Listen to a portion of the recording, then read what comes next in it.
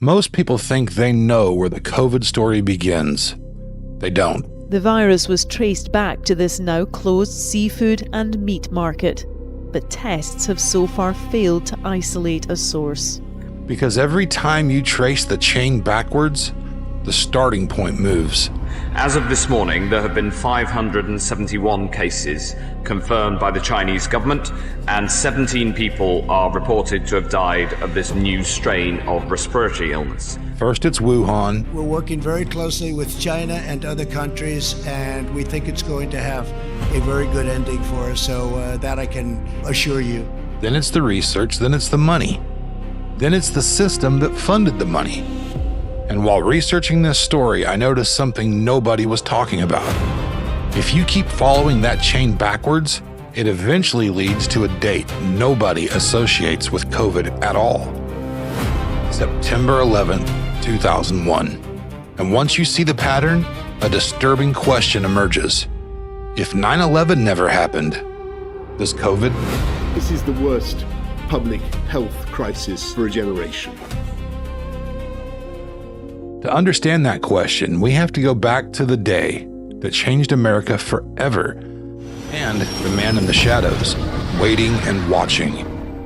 On the morning of September 11th, 2001, nearly 3,000 Americans were killed in the deadliest terrorist attack in modern American history. In a matter of hours, everything changed. The country was shocked, the government was scrambling for answers, and suddenly, national security became the defining issue of an entire generation. Good evening. Today, our fellow citizens, our way of life, our very freedom came under attack in a series of deliberate and deadly terrorist acts.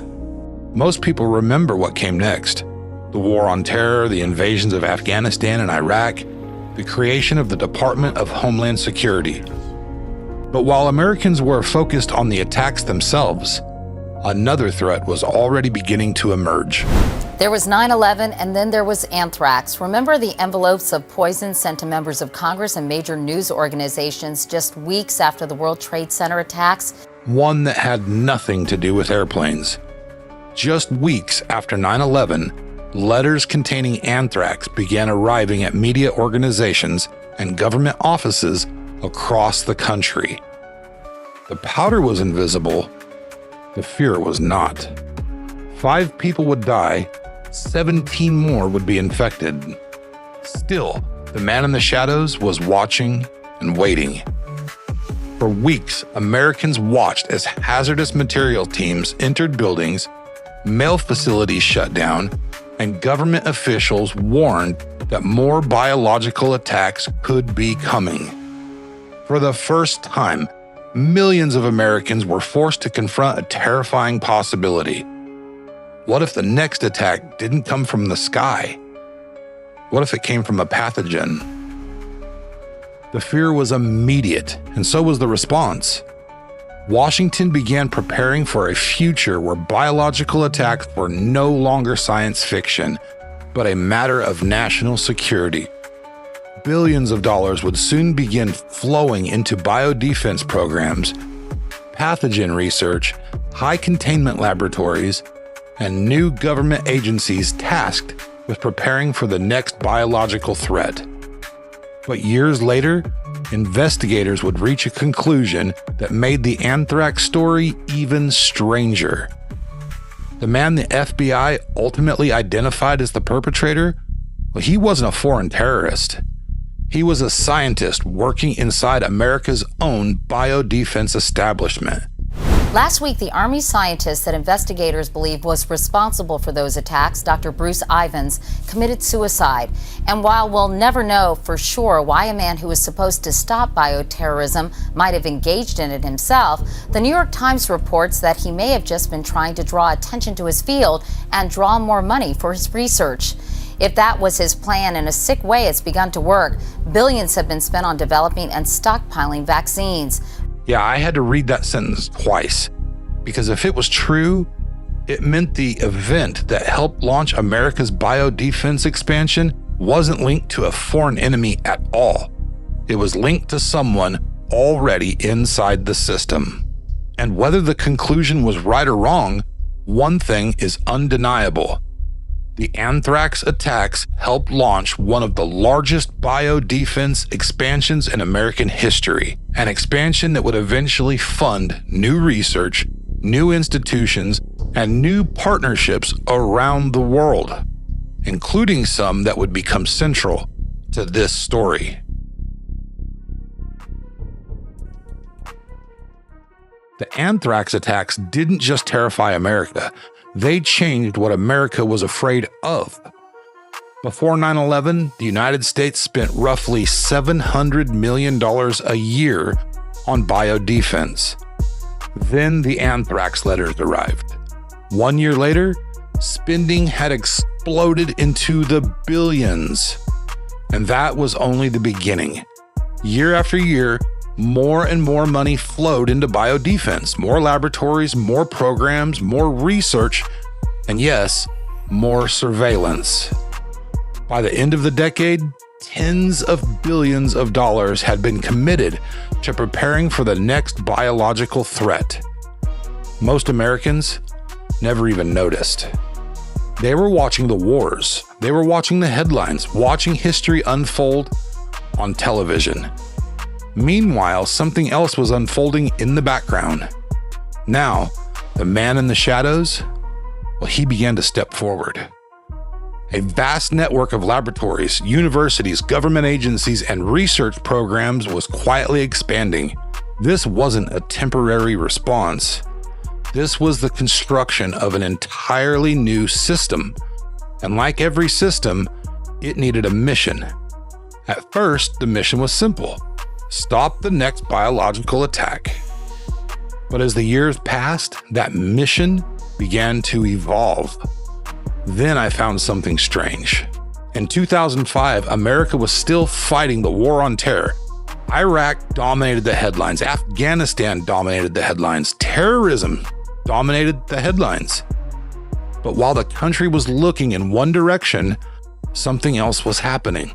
Today I've come to talk about our nation's efforts to address this vital issue to the health and the safety of all Americans. I'm here to discuss our strategy to prevent and protect the American people from a possible outbreak. The President's made perfectly clear that our number one priority is, in the event of a pandemic, is to save lives. The President has a plan to do just that. First, we must detect outbreaks that occur anywhere in the world.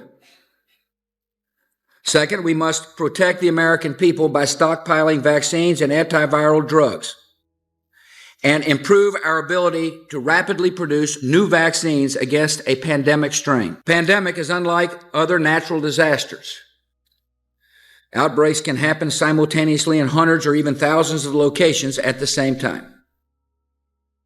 And unlike storms or floods, which strike in an instant and then recede, a pandemic can continue spreading destruction in repeated waves that can last for a year or more.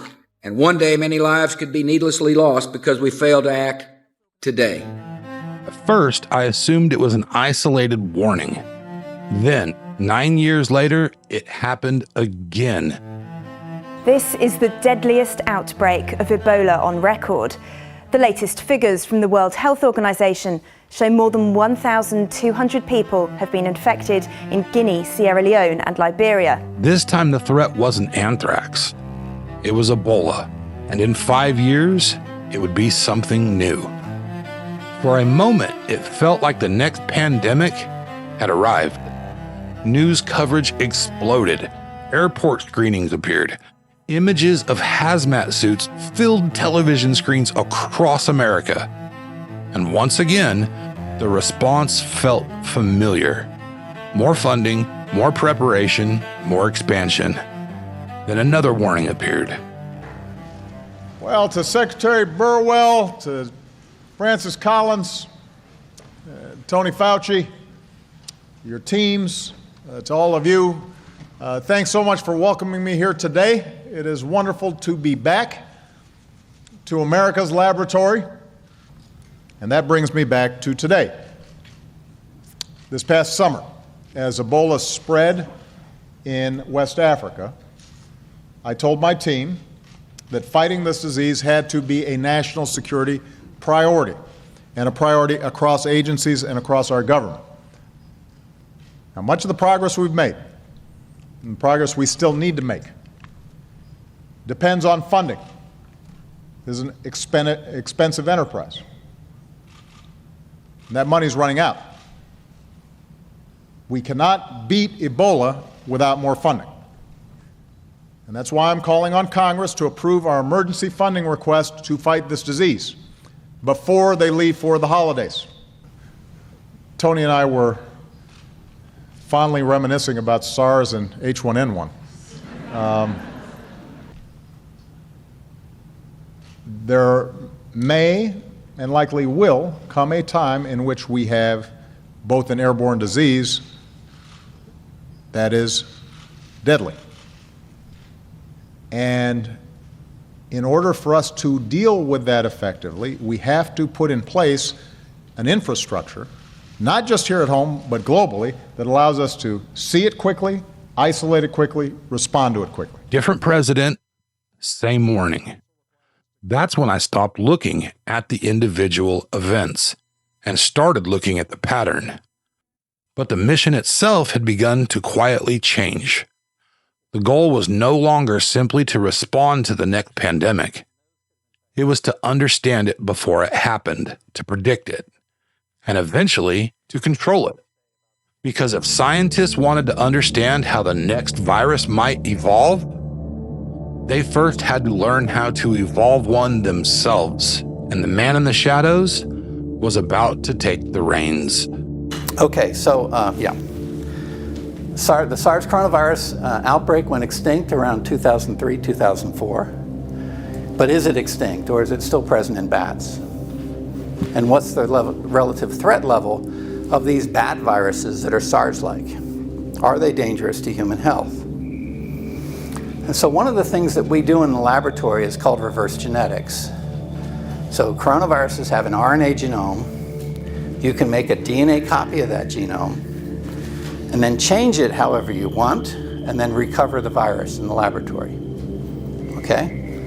So in this case, you can remove the spike glycoprotein of the 2003 SARS strain and drop in spike genes from these other bat strains. And then ask the question, are any of these capable of replicating in human cells? And the answer is the top three, WIV1, SHCO14, these two up here, and another one called WIV16, can grow just fine on primary human airway epithelial cells. If scientists were going to predict the next pandemic, someone had to fund the search. And after years of warning, billions of dollars were flowing into biodefense. The money moved through agencies, through grants, through universities, through private organizations, and eventually across borders. The deeper I followed the funding trail, the more often one name appeared. The shadowy figure lurking in the background all along had a name: Anthony Fauci. At first, I assumed it was coincidence. The world of infectious disease research isn't that large. But the deeper I dug, the harder that explanation became to believe. Different grants, different organizations, different years, yet somehow the same name kept appearing. I think of Dr. Fauci. Dr. Anthony Fauci. Dr. Fauci. Anthony Fauci. And eventually the trail left the United States altogether. The money wasn't stopping in America. It was moving outward, further and further, until eventually it arrived in Wuhan, China. And that's when I realized something. The road to COVID didn't begin in Wuhan. It began with a series of decisions. Decisions made in fear. Decisions made after crisis. Decisions that expanded a system few Americans ever saw being built. Most people think the COVID story begins in Wuhan. Maybe it does. But the road that led there began much earlier, on a September morning in 2001.